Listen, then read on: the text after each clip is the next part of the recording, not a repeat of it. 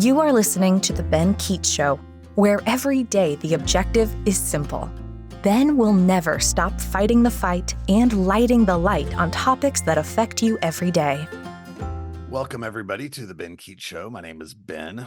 You are in the right place if you're tuning in today. And I have a guest today, an amazing guest, actually. And her name is Eileen. And before you check out her website, which I trust you will at some point, her website is Moms Who Money. So the problem that we're looking to solve in today's episode is the fact that money is complicated. People do stupid things with it.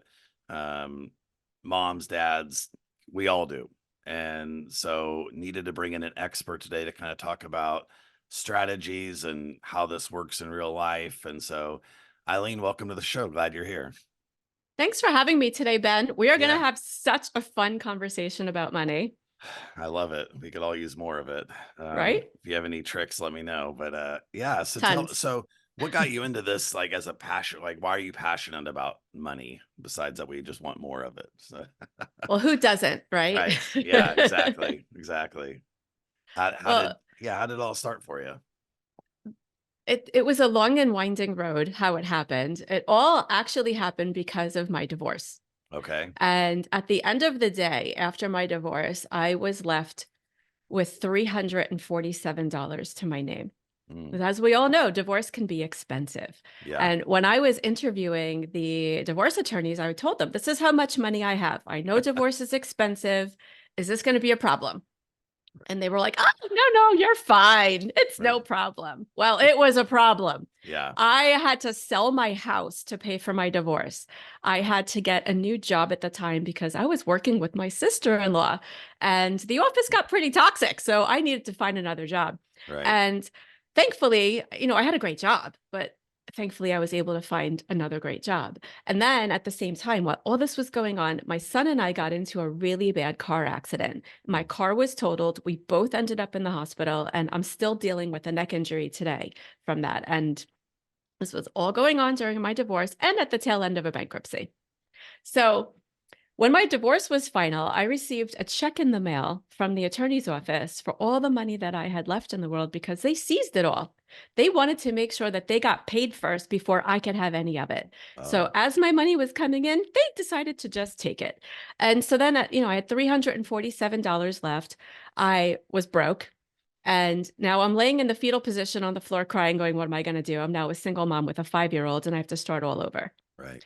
And so putting one foot in front of the other, I had this quote that I still say all the time. My mantra is keep moving forward, right? And it's like, just put one foot in front of the other. What's the next step? What's the next step? What's the next step? So got the house, got the job, got a new car, and just picked myself up and bounced back really fast. Yeah.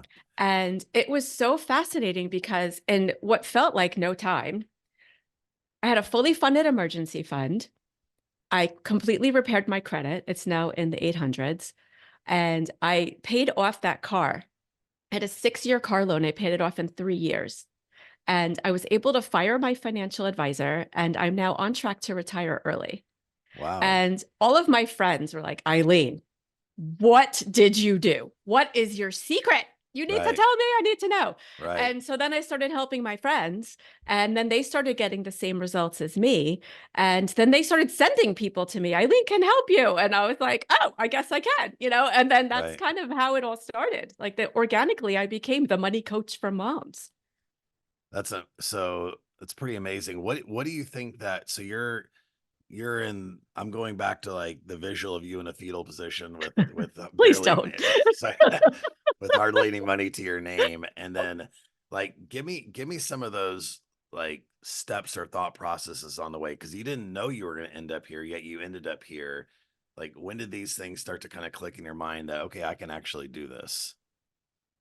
Well, it wasn't like a one click. It was more like, I have to get myself up off the floor.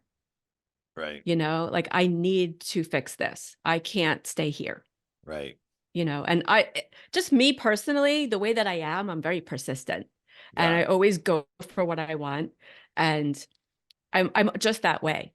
And so I just said to myself, I got to fix this. I got to do something. I can't just wallow in my sorrow, and also with the help of therapy, I Yeah. highly recommend, Yeah. Yeah. I think we all need to be born with our own personal therapist, honestly, because, I'm ish still looking for happens, mine. Right. right? Yeah, no, that's very true. Very true.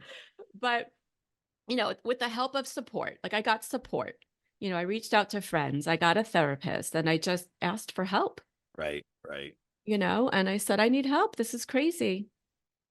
So do you see you now providing that sort of help as kind of a full circle type of situation for you? Yes, definitely. Because once I realized where I was able to see how many other people were in the exact same situation, Right. and not just the brokenness. It's just Right. the situation of, what do I do with money? Yeah. I just don't understand it. And Yeah. we all have it. And unfortunately, we all need it to survive. Right. Yeah. Right. And yet no one teaches it to us. Like, we're not learning about money in school. Our kids don't learn about money in school. And this is why we have such a problem with money. Well, that's an interesting part. Let's segue into that. So let's say hypothetically there was a 5-year-old, a 10-year-old, and a 15-year-old. Um, what and you're the mother of all three of these children. What type of things, like kind of giving advice to the parents that are listening, what type of things could you start to do to implement better money IQ for a 5-year-old and then maybe a 10-year-old and a 15-year-old? Like, what would be some good practical things that would make sense, do you think? Well, the first step always, no matter how old your kids are, is to just start talking about money at home. Okay. And that's the hardest thing to do Right. because it's something we don't do. So what would it Right. what would be that? Yeah, what So, is that? Yeah, what do you say? What's the so essentially what I call it is normalizing the talk of money at home. Okay. Right. We just need to start normalizing it. And like my son is 11. He'll be 12 this month. I can't even believe it. And we talk about money like it's the weather. Like it's no Okay. big deal. It's just another conversation, like, oh, it's hot out. Oh, go get your wallet and we're going to go buy something. It's just nothing. It's not Right. a big deal. And adults have such hangups about money, right? We have this money mindset of, we don't talk about money. Right. We don't tell anyone how much we make. It's not, or don't ask anyone about money because it's not polite, and Right. it's like this taboo topic, Yeah. right? So in our minds as adults, it's like, oh, I don't want to do that. It's hard. But Right. our kids, they don't have these hangups about money. To them, they want to learn about it, Right. right? So we have to get over ourselves first I before we see. even start talking about it, because you have to notice what you're actually saying when you talk about money, because your kids are going to internalize that and take it on as their own. And that's how they're learning. So we learn from the time that we're age 0 to 7, right? We learn about life, about Right. everything. That's how we Right. learn to talk, how to walk, how to live in our own society, right? And you learn the language that you speak from everyone around you, from where you are in the world, right? Same thing with money. You learn the language of money by from your parents and your environment, right? And this is where our money story is formed. And everyone's got one. Everyone has a money story, right? So our money story starts from that time when we're 0 to 7, and we're taking in all the messages from the environment and from our parents. And our parents aren't typically sitting down with us teaching us about money at Right. all, right? You're lucky to play a board game like Monopoly, right? And that's Right. about Right. it. Yeah. Yeah. Yeah. Right. Right? Right. Or the game of life, and it's like Yeah. and that's really it. You really don't get real life lessons, right? So that's where it really all begins, is the life lessons. And noticing, like, the first thing you need to do before you speak about money is notice how you feel about money. And think back to your own money story, of how your own money story formed when you Right. were little. Like, you think back to, like, what's your first thought about money? What's your first real thought about money? Like, what was it like in your house? Was it talked about? Was it ignored? Did your parents fight about it? And all of these different things. So I'm kind of breaking this down into two different things in my mind when I'm listening to you. So there's the one side of it as like just the money IQ, the interest rates, savings, just the practical elements of how money works, just the knowledge. Then the other side of it, that's kind of interesting, are the emotions that are connected to money. That's usually related to stress that parents may feel. How do you how do you handle that with a kid who may take on too much of the stress that a parent may feel with money? How does that conversation go down? Well, it's really interesting because this is why it's so important to really take on how you're feeling about money, because you also want to find out how your kids are feeling about money, Right. right? That's Okay. another question, Right. Right. you know? And the thing is, I teach the parents how to manage their own money, right? And then also how to create wealth, how to fill bank accounts, how to be debt free, how to still have fun with your money and stop living paycheck to paycheck. Right. And then teach your kids how to have a healthy money mindset and then set them up for life. Right. So before you can even really start teaching them the practical things that most parents don't even know, Right. right? You need to learn that stuff so Right. that you can teach it to your kids. Right. Right. And the first step is getting over yourself. Right? It's What really is getting over the way that you feel about money. I have clients that make multiple six figures and are still afraid of their money. It's I see. fascinating, right? Interesting. It's really fascinating. So yeah, you could just go into the technical stuff, but if you don't even know what you're talking about, you can't teach it to your kids, Right. right? And there's a step by step. So like if you have really little kids, it's all about play, right? We Right. all start with Right. play. So Right. if they're toddlers or even elementary school, it's all about play, right? And you can get them toys, the shopping carts with the food and the kitchen and this and that, and you Right. can get Right. the cash register and have them play. Right. And lots of books and board games and different things. And then as they get older, you want to include them with every single thing that you do with money Hmm. and just start including them. Show them your paycheck. Let them see how you pay the bills. Let them know exactly how much it costs to run a household, Right. Interesting. right? All Right. of Right. these Right. things are so important. And these are the things we never teach our kids. So then when they go out after college, they have no idea how to do any of this because no one ever taught them.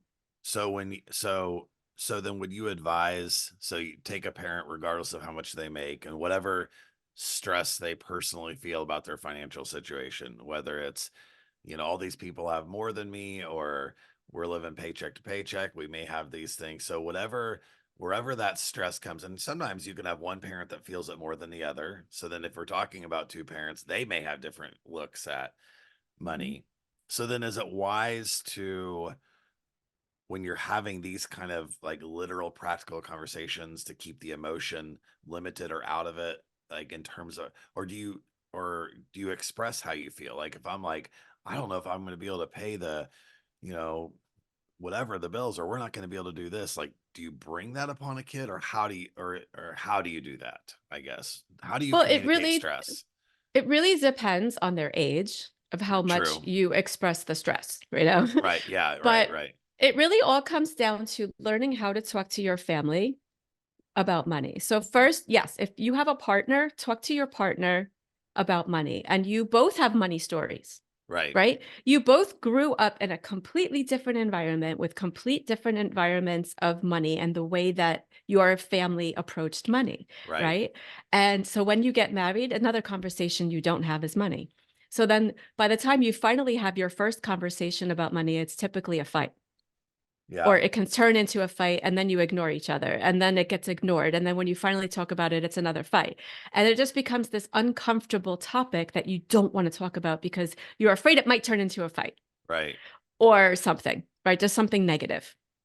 And that's why the longer you're with someone and the more you don't talk about it, the harder it is to start, right? Right. And the more uncomfortable and icky it feels, Right. right? And it's just, oh, I just don't want to do that. So first you need to express how you're feeling with your partner, Right. right? And you need to come together as a team and understand that you both have money stories and you both feel completely different about money. Right. in every specific area about money, you will feel completely different. So that's a whole conversation that you guys need to have before you even talk about it with the kids in regards to stress. I think that is the great advice, because I think that if you can't maneuver your differences forward and have a comfort level with that, then that can look different. I mean, I mean, sometimes it can be, maybe she's not, whatever the issues, he's not making enough, or she spends too much, or she should be working more, or like whatever their stress levels are about what they think, like you do. I mean, obviously before kids and before you're bringing a family into this, like we need to have, like, this is us moving forward. It needs to look like one, Mm-hmm. because then then whatever internal stresses may be from one and not the other, not all of that, then you can be wise about, if I'm okay with, like, if you and I are married and I'm spending money recklessly, but we have conversations about it, and I'm like, yeah, we need to have a budget, or we're having some good financial IQ conversations. Those are the amazing conversations then to bring into your kids. Maybe not all of like how we got to that point, but we definitely need to show them our progress and how we have operated. I think that's as important too, as how a couple operates as they move forward, and then showing and then talking to the kids about that, because that's amazing progress when that happens. Yeah, because when you come together as a couple, and the examples that you gave earlier reminded me, they were all examples of feelings of resentment, Yeah. every single one of them. Right. Yeah. So when you listen to this again, you'll hear that, right? And so that happens so much in marriages, even if you're just dating someone, right? And you don't realize it's happening. You just Definitely. start resenting the person because they're doing something, but you've never spoken about it. And we're Right. not mind readers, even though we wish that we were. That's the superpower I really want. I want to be able to be a mind reader. Yeah, you could You sell know, that for a lot of money. right? My son always asks me, if you had a superpower, what would it be? I'm like, I want to read minds Right, right, or right, be right. invisible. But anyway, so, it's like when you really think about it, we don't have these conversations. So then the resentment just grows and grows and grows and grows and grows. And then by the time you finally discuss it, you're so pissed off in Yeah. your own mind. And they have no idea. So they're like, Right. why are you yelling at me? Right. And then Well, it's just this awful thing. and then sometimes even when it is discussed, is there a resolution? I Right. mean, okay, I know Because you're you're fighting. So you don't come to one. yeah. Right. I had a good friend of mine who made a lot of money, but had a certain he devalued her job and really raising the kids, as she was a stay-at-home mom, and was wanting to attach value to if she worked and the money she made, even though they didn't need it. I remember having the conversation with them, like, dude, you're off. Like, you're underestimating all the things that she's doing. But he had that resentment kind of inside of him, like her value is connected to that. I was like, no, it's not. Like, you need to, like, let's switch that around a little bit. And that's obviously, everybody knows that money causes conflict in relationships. And so you got to talk about it, and then work to get to that place. And money only causes conflict because you're not talking about it in a Yeah. healthy way. Right. Right. Right. Yeah. The in the healthy way is the most important part. It's when you talk about it, are you fighting or are you snubbing? Or what is it? Are you being, passive aggressive? It's all these different things of like, that's why I say so much. What are you thinking about money? How are you feeling about money? How do you approach money? Because your kids are learning this Yeah. by watching you. It's so I can actually I was real excited to have you on the show. I was thinking about you brought up a lot of different elements, thinking about my past. Number one, my past being we didn't talk about money. Um, it was none of my business to know the financials behind the scenes. Okay, so be it. So then, so then you get older and you learn stuff and you make mistakes and you go through that, and then your the way parents process money and their own stresses connected with it, and then how does that impact your kids, and you are impacting your kids one way or another. Mhm. And it's just an interesting dynamic of then how a kid may respond and look at money themselves based upon this, and then it's based, and it's just this generational kind of look at it. I, what do you think about, we talked about education. What do the schools have a responsibility here? Or what, if you're running the schools of America, like what would you like to see? Maybe that's not always present. So I have a degree in education Okay. and I left So the did I. schools So did I. because of the schools. Yeah. And I could Ditto. go on for hours about that. So could But I. that's a whole separate conversation, Ben. Most definitely it is. Yes. So I love to teach. Right. And the schools, in my opinion, and many other people's opinion that I've spoken with, is just you need to fit in the box. And they create this box.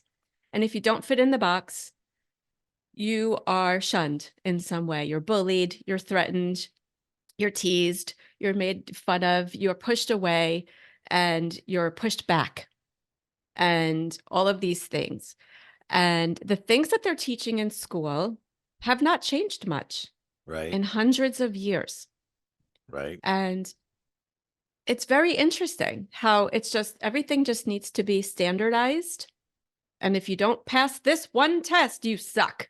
Right. Right. You know, and that's Right. really what it is. Right. And it puts so much pressure on kids that maybe aren't book smart or Right. don't have like a, you know, I can't like memorize these facts and regurgitate it on a test. But in other ways, they're amazing. And these are the kids that are being left behind. Right. And they're also not teaching life skills. Right. They're teaching math and reading and, you know, some history and things. And, Sure. and it's Right. really, you know, and then some electives and things, but it's not real. Like you don't graduate school and know how to do life. Right. Even after college, you know, especially after college, you graduate and then you're like, now what? Right. Right. Right. I gotta be an adult now. How do I do that? You know, and no one's teaching the important things of just how to be a human. Right. You know, and our brains are designed to keep us safe. So everything that we do is out of fear because all we're trying to do is keep ourselves safe all the time.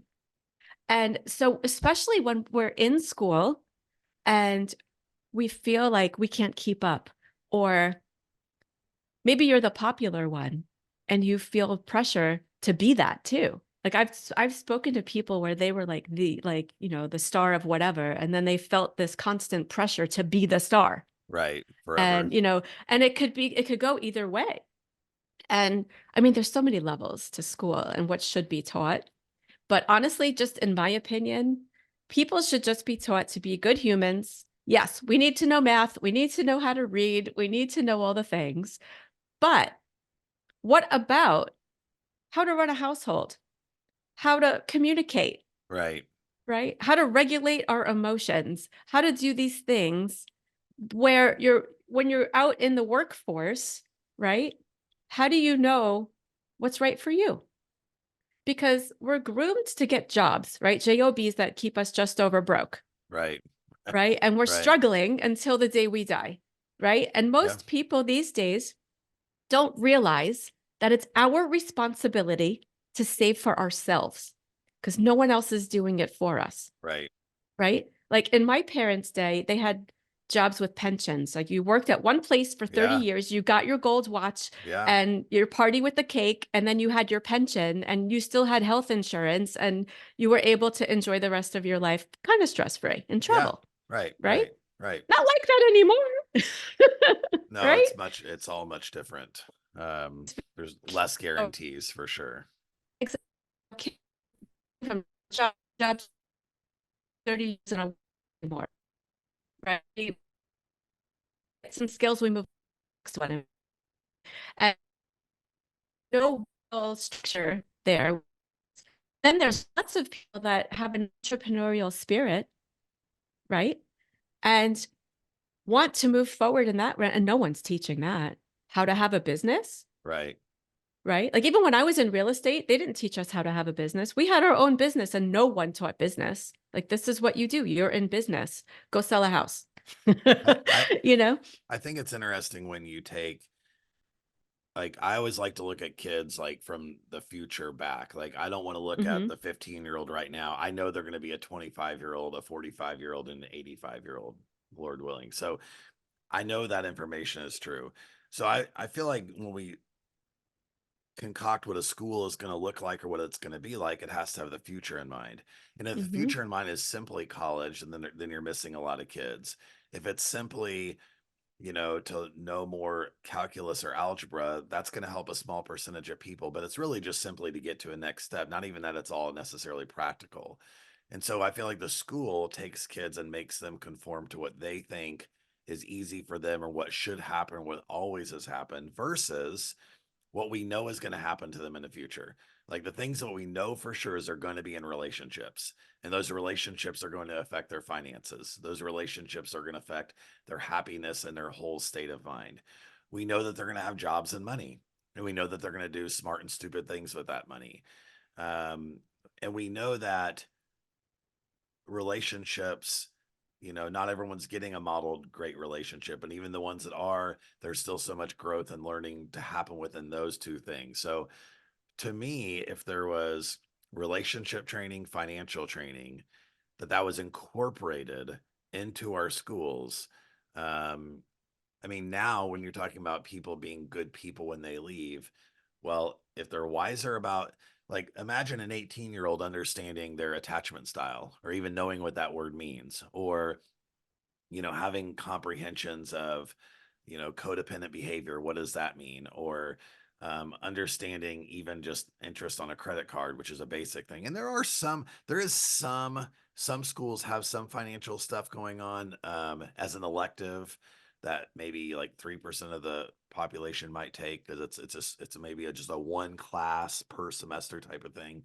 But imagine if financial literacy and relationship understanding were, yeah, like they know the Constitution, and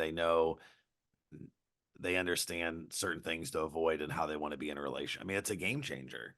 You're going to have potentially less, if this was a unit, we're going to have potentially less divorce. You're going to have people, then now we're not going to have to deal with $300 and some in our pocket and not being able to afford a lawyer. We're not going to have to go through those things if all these things are stronger. And that's my motivation for even what I'm doing, is just simply, I believe that stuff should be a part of schools. I really do. So I just think it matters forever in these kids' It lives. does. It really does. And that's why right now it's not in school. So it falls as a responsibility of the parents Right. to teach the kids. And if our parents never did that, so we don't really ever think about that. Oh, Yeah. that's not something a parent does.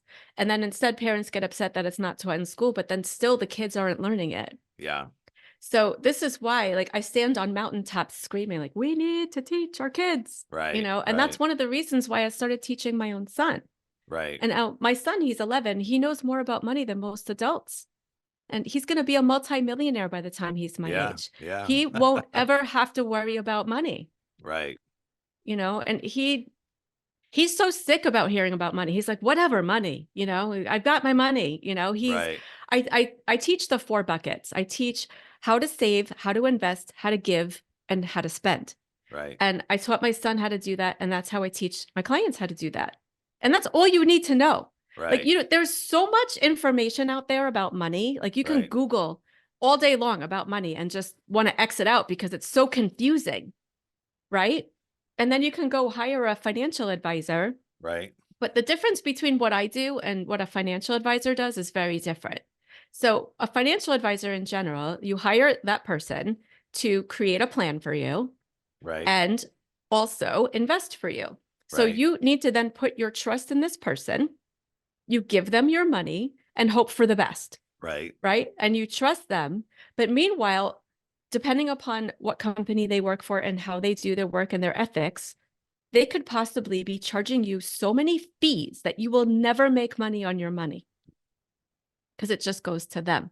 Right. I teach you how to do this yourself and I see. never pay a fee a day in your life, right? It's amazing the Right. amount of difference. Plus, I teach you what to do with your money when you get it, Right. right? I don't just give you a plan and say, okay, bye. I Right. work with you. I sit with you. We look at your numbers. We go through every little bit of it. and we come up with a personalized plan, because personal finance is personal, Right. Yeah. right? Yeah. Everybody's life is different, right? The basic money foundations are the same, but you have to create it for yourself, your own lifestyle, what your income is, what your dreams are, what you care about, what you value most. Like, these are the things that you need to know for yourself. And then also your kids need to know this too. Yeah. So when I teach my son about money, when he creates his savings goals, he's been creating savings goals since he was very little, and they constantly change. They started with Legos, and now it's Pokemon, and he likes to buy books and things, and so it's like it's constantly changing. And Right. it can constantly change for us too, right? And it's like, what do you care about most? Right? And there's so many people that just run into a store, grab whatever, don't even think about it, and are just blindly spending money. And then at the end of the month, you're like, where'd all my money go? Let me ask you this. I'm listening to kind of that part of it and thinking about kind of a final question for your time. In your experiences working with women, I'm sure you've just worked with all kinds of people, but in working with women, what's the thing that you find that you've brought to them that has been either the most beneficial or kind of the light bulb moment for them? Like what do you see in some of your stories and some of the folks you work with? Well, it's interesting because I work with all kinds of women. I work with single women with no kids. I work Right. with moms. I work with moms that are married. I work with moms that are dating. It's like all different people. Sure. So I can teach all different ways, right? And the one constant thing that I see is the money story is it's holding you back from everything, I see. right? And I have had people that were just so afraid to even just look at their money, Mm. like terrified. Like, pick up your phone, open up your banking app, and they're like shaking with their phone. Like, they're Right. literally scared, Right. And it's because of one thing that I've realized is that when we're growing up as kids, men and women are taught different things, whether you're realizing it or not. So men are taught that they need to be the providers Right. and that they need to take care of the family. Right. And that adds a whole other layer of stress on men, right? And then women grow up thinking, well, we're all being told is that you need to shut up, look pretty, and take care of the family and let the man handle everything. So a lot of times women come to me and they're like, I've had people that have had husbands pass away from cancer or from a car accident, and they're like, I don't know anything. My husband took care of everything. I have no idea what I'm doing. I don't Right. even know where anything is. Right. I don't even have my own bank accounts. They're all in his name, Yeah. right? And then I have people that have never opened a bank account a day in their lives, and I have to sit with them and show them how to do it. Right. Right? And then there's people that know what they're doing, but are really confused about what to actually do with their money, Yeah. right? But it all starts from the money story and how we grow up, of how we're supposed to approach money from a societal standpoint. Yeah. No, that's good. And I think that's like when I was thinking about this episode, I'm like, that's exactly the issue that I've seen as well. Just, and that's a very lost, helpless feeling, not knowing what am I supposed to do and where does this go? And am I messing up my kids? Like, where is this all, because ultimately in our society, people have to rely on themselves at different points and they can't, and that's the empowering part of what we're talking about. And it is this so important to start young with all of this stuff, whether in the home and potentially in the schools, however that works. I actually think it can be incorporated in lots of different creative ways within curriculums, whether it be in math. I mean, there's all sorts of ways if this was a priority and we want to be a financially wise group of people in this country, there's a lot of ways that this can get done that everybody can benefit. So, Yeah, um, because right now in our country, the money system is designed to make you fail. And once you realize that and you want to just internalize that and say, wow, you know what, it really is, why you is that? know, Why is it designed for a failure? What do you mean by that? because our government does nothing to help the people learn about money? Nothing, right? Our banks aren't helping us learn about money. Our banks are like, hey, come get a loan and pay 30% interest. Let Right. me keep you in debt until the day you die, Well, right? right. It's more fun to make interest than to pay it. And most people don't understand how interest even works to be able to do that. And we're all spending way more than we're making because the banks are making it way too easy to do that. Well, and the right? government is the worst role model. I mean, Yeah, they're bailing out the banks instead of the people. Yeah, I mean, that's good. This would be a whole other episode, but the governments are Yeah. literally spending more money than they have, Yes, it trickles down. promising us stuff that we're not asking for to earn our votes.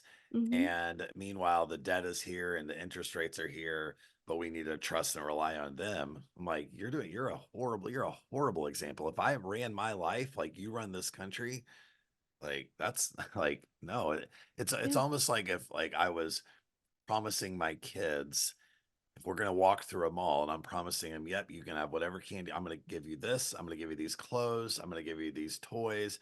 I don't have the money for it, but I'm going to make you, but the kids just smiling, happy. Oh, wow, I'm getting this. That's what the government does with us. Just make sure you vote for us. Exactly. And it's like, but we can't afford it. And this, like, yeah, that's a whole, glad we snuck that in, but that's definitely a whole other time, whole other show. Well, I told you we could talk for hours, Ben. yeah, no, I agree. I love it. I love it. Well, Eileen, I appreciate it. And I just appreciate you coming on. This has been an amazing conversation. And I think there's a lot of people, moms, dads, children, whomever is listening, and this is going to get out to a lot of folks, can understand just the importance of what we're talking about. And I think it's most definitely crucial. So, I have I was thinking on the parenting advice, that's all we've really done. So like this whole episode has been one massive like blob of parenting advice. So I think we're good there. So I'm going to wrap this up. Folks, make sure you check this out on YouTube, subscribe. Eileen, her website, money, money. Wait, I make sure I say this. Moms Who Money. Moms Who Money. Very creative. I like it. So check out our website. It's super informative. And thanks for joining today. And we will see all you fine folks. Hopefully, maybe you'll even have more money in your pockets the next time you tune in. Have a great day. I'd love to give a free gift to your listeners. Oh yeah, please. Yes. Gifts are Okay. good. Free is good. I love to give this guide because I created this guide specifically for this reason. Yeah. It is called 6 Steps to Money Smart Kids. Okay. And this guide will help you get started, knowing what to do on how to start approaching teaching kids about money and also normalizing all of it at home. So the place to find it is momswhomoney.com/kids. It's easy. We can remember Moms Money Kids. Write that down. We'll also put that in the link so people can click on that and go straight to it. That's awesome. Thank you. And those of you that check that out, make sure we need the comment. Let us know. Let Eileen know what you think about it, and me too. Very curious. So love the feedback. Yeah, definitely. Yeah. Well, thank you so much, Eileen. It's been fun, and we look forward to seeing how this episode impacted other people for sure, which is what it's all about. Thanks, Ben. I told you talking about money can be fun. It's not bad. It's not bad. All right. Adios, everybody. Talk to you later. Bye. Thank you so much for listening. Let's keep the conversation going. You can reach out on Ben's website, www.benkeechshow.com, or on social media to chat. And please remember to subscribe so that you never miss an episode.